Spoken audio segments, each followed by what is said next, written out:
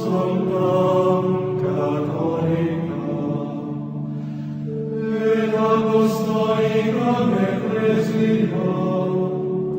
Parágrafo 5. Céu e a terra.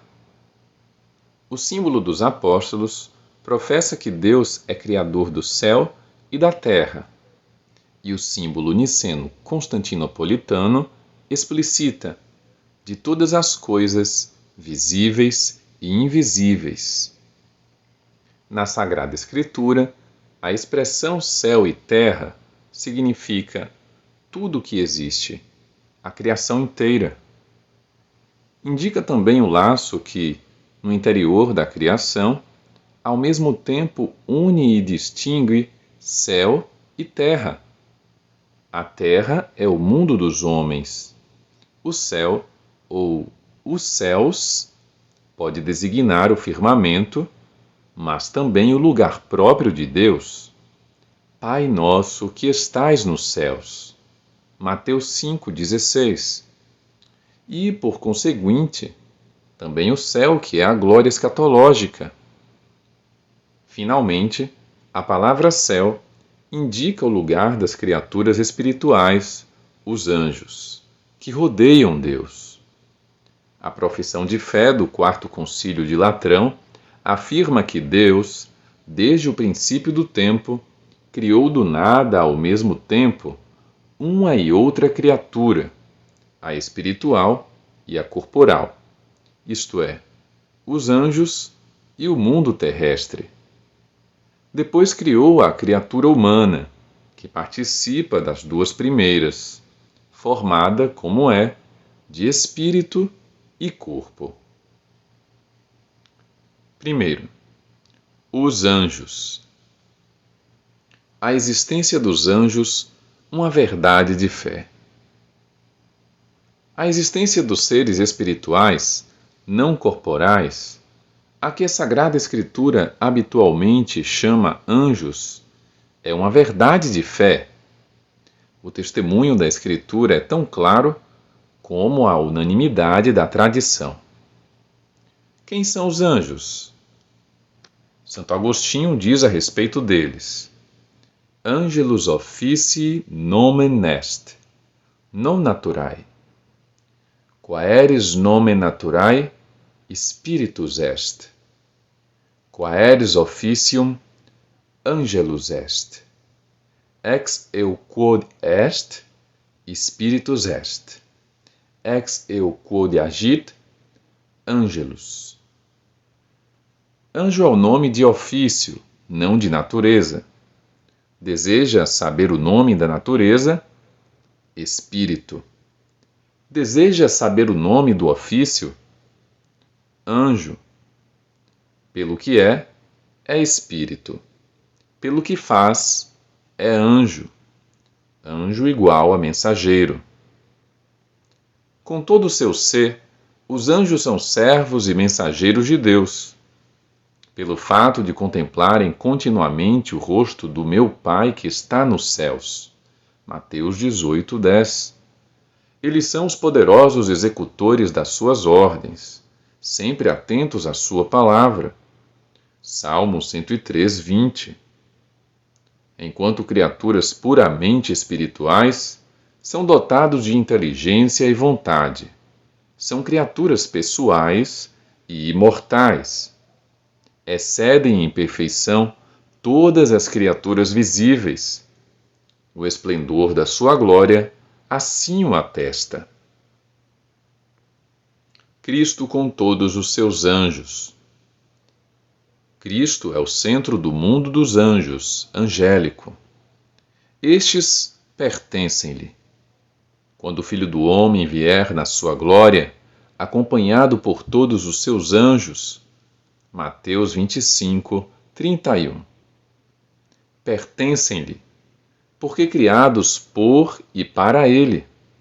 Em vista dele é que foram criados todos os seres, que há nos céus e na terra, os seres visíveis e os invisíveis, os anjos que são os tronos, senhorias, principados e dominações, Tudo foi criado por seu intermédio e para ele. Colossenses 1:16. E são dele mais ainda, porque ele os fez mensageiros do seu plano salvador. Não são eles todos espíritos ao serviço de Deus, enviados a fim de exercerem um ministério a favor daqueles que hão de herdar a salvação? Hebreus 1:14. Ei-los desde a criação e ao longo de toda a história da salvação, anunciando de longe ou de perto esta mesma salvação, e postos ao serviço do plano divino da sua realização. Eles fecham o paraíso terrestre, protegem Ló, salvam Agar e seu filho, detêm a mão de Abraão. Pelo seu ministério é comunicada a lei. São eles que conduzem o povo de Deus, anunciam nascimentos e vocações, assistem os profetas, para não citar senão alguns exemplos. Finalmente, é o anjo Gabriel, que anuncia o nascimento do precursor e do próprio Jesus. Da encarnação à ascensão, a vida do Verbo encarnado é rodeada da adoração e serviço dos anjos. Quando Deus introduziu no mundo o seu primogênito, disse: adorem-no todos os anjos de Deus. Hebreus 1:6. O seu cântico de louvor, na altura do nascimento de Cristo, nunca deixou de se ouvir no louvor da Igreja. Glória a Deus. Lucas 2:14. Eles protegem a infância de Jesus, servem-no no deserto e confortam-no na agonia, no momento em que por eles poderia ter sido salvo das mãos dos inimigos, como outrora Israel. São ainda os anjos que evangelizam, anunciando a boa nova da encarnação e da ressurreição de Cristo. E estarão presentes quando da segunda vida de Cristo, que anunciam ao serviço do seu juízo. Os anjos na vida da Igreja. Daqui resulta que toda a vida da Igreja beneficia-se da ajuda misteriosa e poderosa dos anjos. Na sua liturgia, a Igreja associa-se aos anjos para adorar a Deus 3 vezes santo. Invoca a sua assistência, como na oração In paradisum deducant te angeli. Conduzam-te os anjos ao paraíso, da liturgia dos defuntos. Ou ainda no hino querubínico, da liturgia bizantina.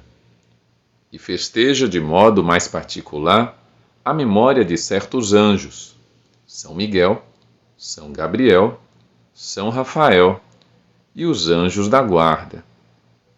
Desde o seu começo até a morte, a vida humana é acompanhada pela sua assistência e intercessão. Cada fiel tem a seu lado um anjo como protetor e pastor para o guiar na vida, São Basílio Magno. Desde este mundo, a vida cristã participa, pela fé, na sociedade bem-aventurada dos anjos e dos homens, unidos em Deus.